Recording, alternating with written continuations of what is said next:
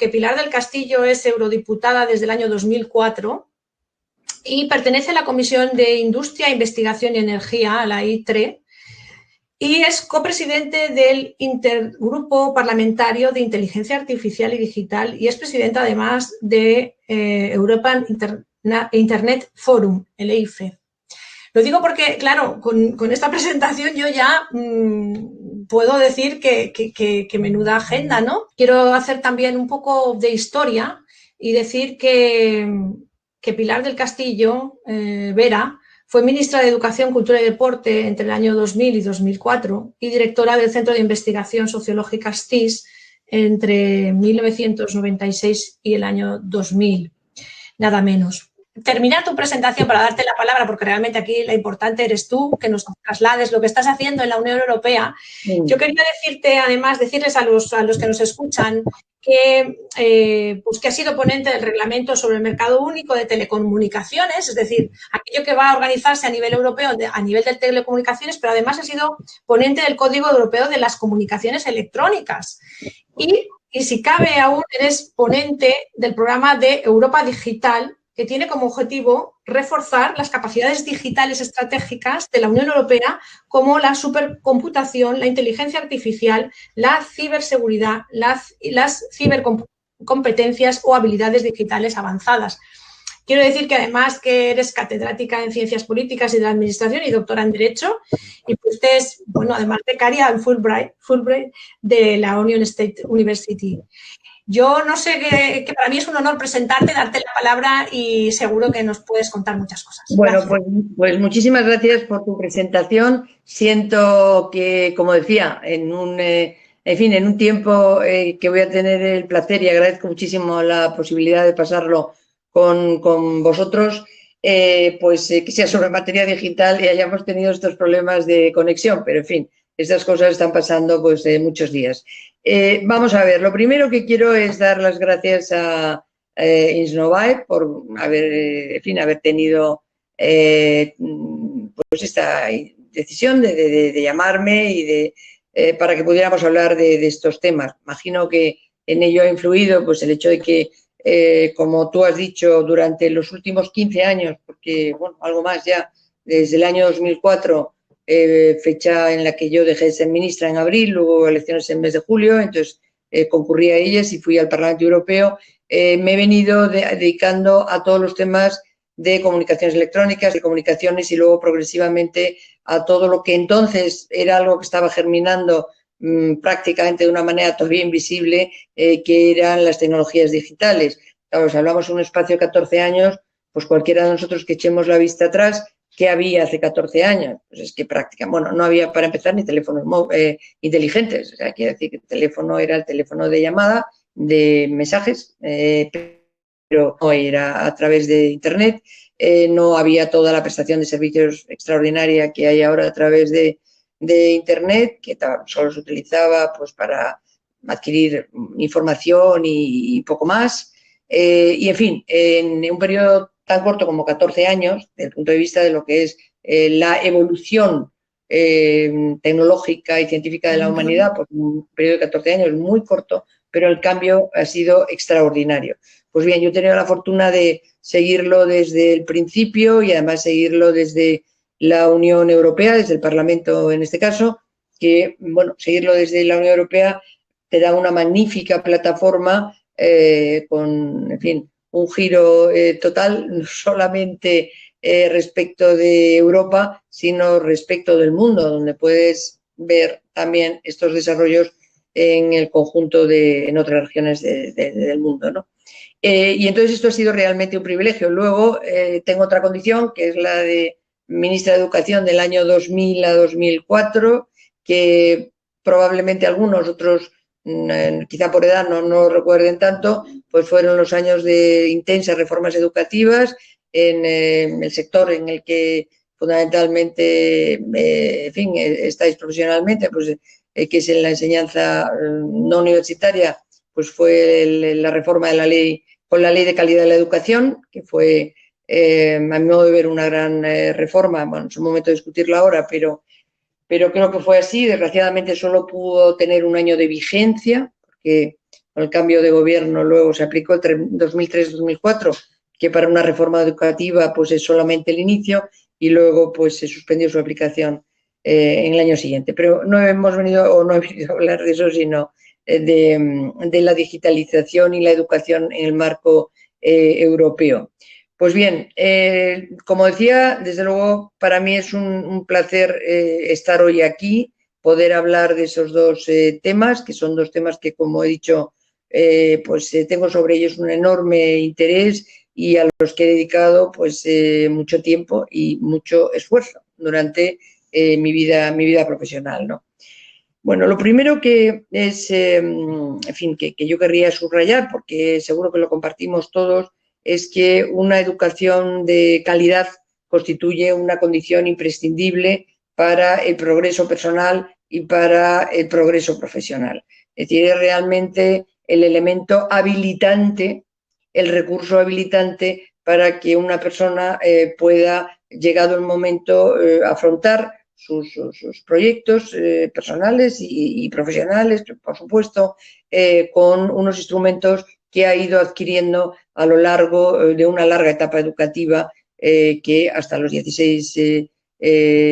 años primero y luego hasta los 18, prácticamente hasta los 18, bueno, quien se va desgajando del sistema antes, pero hasta los 18 pues hay una parte muy importante de la población española que los cursa ahora, ¿no? Y si luego se va a la universidad, pues esa formación se intensifica y se hace todavía más, digamos, ya más especializada. Pero sin eso y eso de una manera, en fin, en la que la calidad sea un elemento decisivo de la educación como punto de partida, pues realmente se está privando a las personas, sobre todo a las personas que tienen unos recursos más limitados, porque con otros recursos pues se pueden cubrir necesidades de otra manera, pero a las personas que tienen unos recursos más limitados de una, digamos, de un instrumento esencial. Por tanto, una educación de calidad con oportunidades para todos, yo creo que es la espina dorsal de lo que debe ser el sistema educativo, ¿no? A partir de ahí, bueno, la vida, la humanidad va evolucionando, como decía, desde el 2004, que fue cuando yo llegué a la Unión Europea, hasta ahora pues han pasado muchas cosas que afectan mucho a la educación. Lo que ha pasado es, desde el punto de vista del desarrollo tecnológico, es esencialmente pues, bueno, pues que han aparecido una serie de tecnologías digitales que han abierto muchos caminos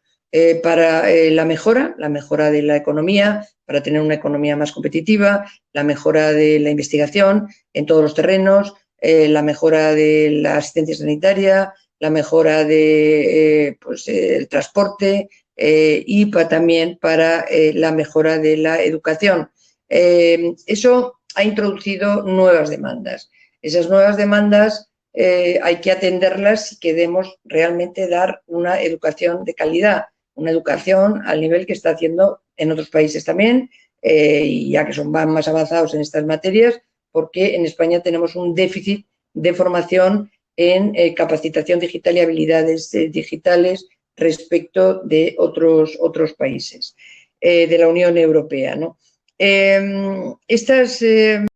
tecnologías digitales es muy interesante porque empezaron, bueno, a surgir algunas, muchos se acordarán que casi de una temporada, hace ya años de esto, ya 7, 8 años, solo se hablaba, pues empezaba a hablar y luego se hablaba de la nube, de cloud, de la nube, y luego ya hubo inmediatamente una cadena en la que una tecnología, un nuevo desarrollo tecnológico iba estando en el centro. Pues, por ejemplo, pues después de la nube, pues el Internet of Things, Big Data, pues blockchain, computación cuántica, ahora la inteligencia artificial, o sea, ocupa páginas y páginas y páginas, etcétera. Y ya el desarrollo de todo esto permitió que cada uno de esos desarrollos tecnológicos, que en un momento eran un sector en sí mismo, tuvieran y dieran un salto cualitativo y que realmente se convirtieran en determinantes, tuvieran un impacto transversal en determinantes para el desarrollo de todos los sectores de la economía, del ámbito de la investigación, del ámbito de la educación, de la sanidad, etcétera. Y no hay un solo sector ahora mismo que no esté permeado por las tecnologías digitales, que no tenga en las tecnologías digitales la mejor oportunidad para poder, si se trata de la economía, ser más competitivo, si se trata de la industria, bueno, que es parte de un sector económico lo mismo, pero le pasa al turismo, le pasa a la agricultura, le pasa a la energía, etcétera. Incluso toda, digamos, la lucha contra los efectos nocivos del cambio climático está muy condicionada por el impacto que la aplicación de tecnologías digitales tienen en ese sector de la energía, ¿no? Y esto no es una novedad de ahora mismo, esto es algo que se ha ido desarrollando y ya pues llevamos 2, 3 años, 4 años donde está muy consolidada esta idea de que hay que atender desde distintos ángulos a esta necesidad de transformación digital. ¿Qué ha pasado en el último año? Pues ha pasado una cosa desgraciada, tan desgraciada como que le ha costado la vida a una enorme cantidad de personas, de compañeros nuestros de viaje en nuestro país, en España, ¿no? De compatriotas que han perdido la vida como producto de la pandemia y otras muchas en Europa y el resto del mundo. Pero eso que ha pasado ha venido a reincidir y a reinsistir cuando se ha ido viendo, en fin, los efectos que ha tenido y cómo salir adelante, etcétera, en distintos ángulos, en sanitario para empezar, pero en el económico igualmente, en el educativo también, etcétera, que Europa tiene que acelerar la transformación digital, es decir, que tiene que apretar el acelerador para que efectivamente todas esas recursos que supone la implantación, el conocimiento y la formación para el desarrollo de esas tecnologías digitales, pues puedan efectivamente, podamos contar con ellas con la misma capacidad que cuentan otros países que van por delante de nosotros. Y para eso hace falta una serie de áreas, o sea, hace falta que se desarrollen una serie de aspectos en una serie de áreas que son cruciales. ¿Cuáles son esas? Bueno, pues en primer lugar, yo voy a mencionar las que considero fundamentales, que son básicamente infraestructura, datos y formación. Infraestructura, pues es lo que nos permite al final conectarnos, son las redes, ¿no? Es decir, si tenemos unas redes de calidad, de muy alta velocidad, etcétera, y funcionan muy bien, pues y son capaces de absorber pues toda la enorme, ingente cantidad de datos que se producen cada vez en mayor medida y que producen esas conexiones y producen esa capacidad de trabajar conjuntamente, pues es imprescindible. Y por tanto, el desarrollo de redes de muy alta capacidad y ahora el desarrollo de 5G es primordial. España en el desarrollo de infraestructura no está mal, está de hecho en una bastante buena posición porque se ha invertido mucho en fibra óptica. Lo que pasa que, bueno, quedan zonas grises, quedan zonas donde realmente la velocidad es mucho más lenta, etcétera. Y luego hay otro problema que es, por ejemplo, cuando se refiere a la educación, bueno, pues ahí hay una brecha digital que, en fin, que es evidente y que hay que atender siempre muy en primera instancia, que es quien se enfrenta. Hemos estado muchos meses con enseñanza online y no es lo mismo quien puede realmente, bueno, pues asistir a clases online y esas escuelas, esos colegios, tal, tienen todos los instrumentos que necesitan y los propios alumnos, pues los dispositivos que se puedan, para poderse conectar con ellos y bueno, pues el conocimiento fundamental sobre ellos para poder utilizarlos, ¿no? Es evidente que hay ese riesgo permanente de brecha digital, no solo entre personas mayores, muy mayores, que ya no, bueno, es más difícil que entren en el uso de esas tecnologías, pero lo que no se puede producir es en personas que se están formando. Es como si, comparándolo con lo que eran antaño y todavía hoy los libros, pues pensáramos que hay niños que no tienen libros. No puede ser, o niños que no saben cómo utilizar los libros, pues evidentemente no puede ser, y eso es algo que desde el punto de vista de los responsables educativos y de toda la sociedad se debe tener siempre extraordinariamente presente. Y dicho esto, decía que queda todavía un recorrido largo para el desarrollo desarrollo del 5G, decía que es fundamental, todo el desarrollo del Internet de las cosas, que va a permitir la conexión entre dispositivos, entre máquinas, etcétera, es fundamental, y eso necesita unas redes de unas determinadas frecuencias para poder atender esas necesidades de conectividad. En fin, todo eso está en marcha, y en la Unión Europea y en el resto del mundo. De hecho, la unidad, digamos, de Naciones Unidas que lleva los temas de comunicaciones internacionales, que está vinculada a Naciones Unidas, pues, y que establece los estándares para poder efectivamente poner en marcha en todos los sistemas pues un mismo estándar para que el 5G funcione y pueda ser interoperable. A partir de ahí, todo el desarrollo que haya en Internet de las Cosas, por ejemplo, o en relación con los automóviles automatizados, ¿no? Por poner algunos ejemplos,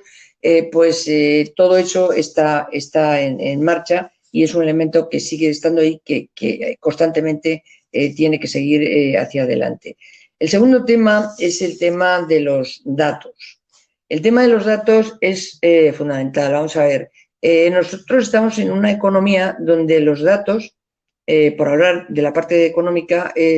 primero, donde los datos son la fuente fundamental de información para mejorar la producción y el conocimiento también de los usuarios, y poder desarrollar en mejores condiciones productos que luego pues, se van a poner en cualquier mercado, de cualquier área, digamos, de consumo, pero no solo eso, sino por ejemplo, para desarrollar la investigación científica, ahora que estamos hablando de las vacunas tanto, y que todos los temas de investigación en estas áreas se ha puesto tan en primer lugar, y están por otras muchas razones antes, pues el contar con todos los datos que se producen, que sean capaces al final de, a través del análisis de datos y a través de la inteligencia artificial, que necesita cantidades ingentes de datos para elaborar patrones de comportamiento que luego valga pues para mejorar todo, como decía, desde la sanidad al transporte, de la educación a la agricultura, pues hace falta que esos datos que se producen se puedan realmente optimizar y utilizar. Y para eso hace falta también una infraestructura adicional, que son los grandes supercomputadores, que en Europa tiene grandes supercomputadores de un desarrollo extraordinario, pero no tiene todavía los más punteros, que están, normalmente son o americanos o chinos, ¿no? Y hay muchas empresas que recurren a esos supercomputadores, por los que pueden tratar el tipo de cantidades inmensas de datos que se necesitan. Se están haciendo mejoras con los que hay. En España, en el caso de Barcelona, por ejemplo, hay algunos importantes, pero no obstante, que forma parte de la red que ha desarrollado la Unión Europea, pero no obstante, se necesita. Hacer uso de los datos, como digo, y por tanto tener la infraestructura adecuada para poder hacer el mejor uso de esos datos, que den la mayor calidad en su tratamiento, posibilite para luego poder, en fin, transformarlo, digamos, en conocimiento, que a su vez se transforma en aplicación, pues es muy importante, ¿no? Ahora mismo, en fin, no hay nada que se pueda hacer de las tecnologías digitales más punteras. Por ejemplo, pensemos en la inteligencia artificial, de nuevo insisto en ello, si no es a través de ello. Y esto me lleva al tercer punto, habla de infraestructuras, hablaba de datos y y el tercer punto, que es la formación, las habilidades, las competencias digitales. Ahora mismo, los empleos, o sea, que están surgiendo y los que menos se han deteriorado desde el punto de vista de que han logrado mantenerse, en fin, en mejores condiciones operativas, ¿no? Y por tanto no han supuesto bolsas de desempleo, han sido los que exigen una formación tecnológica a distintos niveles, desde unos pues más básicos hasta otros ya muy avanzados, en fin, las matemáticas, las ingenierías, los tecnólogos, las ciencias, etcétera. En fin, lo que en inglés se llama STEM, ¿no? El acrónimo de estas materias, pues esos son los perfiles que menos han sufrido. A partir de ahí, además, o sea, con los datos que, en fin, los estudios que se han generado en el Foro Económico Mundial de Davos, los últimos años, etcétera, se hace,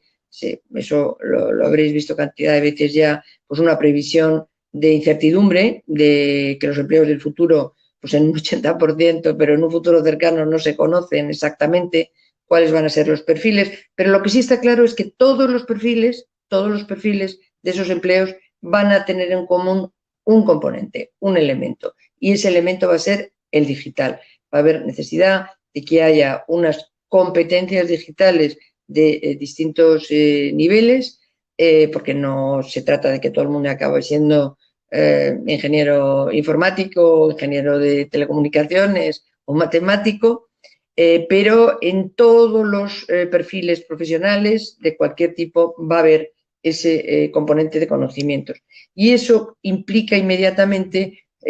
al sistema educativo. ¿Qué implica el sistema educativo? Pues implica el sistema educativo la necesidad de adaptarse y modernizarse en ese sentido, es decir, de incorporar, reforzando las materias de ciencias y tecnología, pero hay que dar un paso más. Y ese paso más, yo hace un par de años publiqué un artículo en un periódico económico sobre la necesidad de que la programación fuera obligatoria en la enseñanza, en nuestro sistema educativo. La programación, yo soy de Derecho y Ciencia Política, lo que pasa es que llevo muchos años en estos temas, pero no tengo el conocimiento, obviamente, técnico que puede tener un especialista. Pero la programación, porque eso cualquiera lo puede ver funcionar en las edades primeras, en niños pequeños, pues es un juego que se van, en fin, colocando las cosas, las piezas de una determinada manera y al final, pues esa conexión, esa programación que se hace, pues de que un pequeño, en fin, muñeco, un pequeño robot o pequeño tal, pues se mueva, ¿no? Y luego se va complicando su aprendizaje, pues a medida que la persona es mayor, como pasa con todo, ¿no? Primero se va sumando así con palitos y luego ya se hacen complejos, en fin, ecuaciones más adelante. Pero, y hay países que la tienen incorporada de manera obligatoria, son ya unos cuantos en Europa, y a juzgar por los expertos, además la programación ayuda a entender progresivamente el funcionamiento del mundo computacional, de las ciencias computacionales, del mundo digital. Y a mí me parece, yo lo decía en ese artículo, que claro, hubo un momento en que para conocer el mundo físico, las materias que explicaban el mundo físico, en fin, que ya eran muy antiguas, existían desde hacía mucho tiempo, como las matemáticas, como la geología, como la química, como la geología, se incorporaron formalmente, se formalizaron como materias obligatorias en nuestros estudios secundarios, ¿no? Primarios y en algunos de ellos y desde luego secundarios otros. Y era para comprender el mundo físico. Entonces tiene toda la lógica que esas materias que son esenciales, porque conocerlas también, porque si no, todas estas tecnologías tienen la base ahí, pero se le añada estos otros desarrollos para poder comprender también junto a ello el funcionamiento del mundo computacional, del mundo digital, del que todos vamos a tener que saber algo y del que las personas, los niños que están formando y las niñas ahora, pues van a tener que saber algo y van a estar mejor capacitados junto a los estudios de materias humanísticas. O sea, esto no quiere decir que es alternativo a que no haya un componente importante de formación humanística. Yo creo que todo lo contrario. Es decir, creo que el mundo digital, por un lado, conecta mucho al individuo, por otro lado, deja al individuo en una situación de una cierta soledad a la hora de tomar decisiones, porque los impactos son tales y de tal naturaleza que todos los filtros que hemos ido teniendo antes de eso, de una manera además progresiva, no con un impacto tan grande y tan rápido y unos cambios tan grandes, pues se han podido ir absorbiendo. Entonces ahora hace falta, yo creo que tener una fuerte consistencia humanística también, y en ese sentido, pues materias como la historia, la filosofía, desde luego, pero la literatura, etcétera, forman parte de un ecosistema de conocimientos que son, si cabe, más importantes también que nunca, pero creo que todo ello es compatible. Y en ese sentido, bueno, en la Unión Europea, tanto en materia de infraestructuras, ¿no? Como porque todas estas regulaciones que tú has mencionado antes, que por cierto, de la que más contenta estoy si cabe, porque bueno, han sido muy complejas, estoy contenta de todas ellas, ¿no? Pero ha sido una que tuvo un impacto muy inmediato y muy indirecto, que fue el fin del roaming. Yo era la responsable de esa regulación en el Parlamento Europeo, en la que se decidió, en la que propusimos que a partir de que se aprobara se acabarían las cargas adicionales que había cuando estábamos en situación de roaming, es decir, cuando estábamos llamando desde fuera, ¿no? O hacia afuera, y no estábamos en España. Entonces, bueno, eso es una pequeña paréntesis, pero todas estas regulaciones que se han hecho para impulsar la inversión en infraestructuras, etcétera, se han hecho desde la Unión Europea. En materia de datos se están haciendo también muchas, en fin, se están tomando muchas medidas y esta legislatura particularmente. Hay ahora mismo en curso una regulación, un reglamento para la gobernanza de datos, que, en fin, está empezando a debatirse y que va a ser muy importante, y varias cosas de esta naturaleza que afectan a los datos, porque estamos en la Unión Europea. Entonces, la Unión Europea hay una serie de aspectos que, porque tienen un valor añadido hacerlos en el conjunto y para el conjunto de la Unión Europea, es importante y es decisivo hacerlo ahí. Además del papel que juega respecto de la paz, cuando en su origen se constituyó después de la Segunda Guerra Mundial y sigue jugando, y del entendimiento, etcétera, hay también otra serie de elementos que es que son muy necesarios en un mundo tan globalizado, con grandes espacios en los que países como Estados Unidos, como China, como la India, como Japón, etcétera, tienen unas masas críticas enormes y pueden realmente optimizar mucho todas sus inversiones, etcétera. Pues nosotros tenemos, bueno, pues una unión voluntaria a una serie de efectos de 27 países ahora, desgraciadamente no 28, hasta hace nada con Inglaterra, y eso nos permite que las inversiones que hay que hacer a gran escala, que desde luego son, por ejemplo, todas las tecnológicas, pero no solo esas, pues como somos casi 500 millones de habitantes, pues eso también tenga un interés, que las empresas y las startups y las pequeñas y medianas, etcétera, tengan opciones también de desarrollarse y plantear, en fin, sus comercios de productos y tal en ese ámbito tan amplio, donde no hay barreras arancelarias y donde hay otra serie de elementos.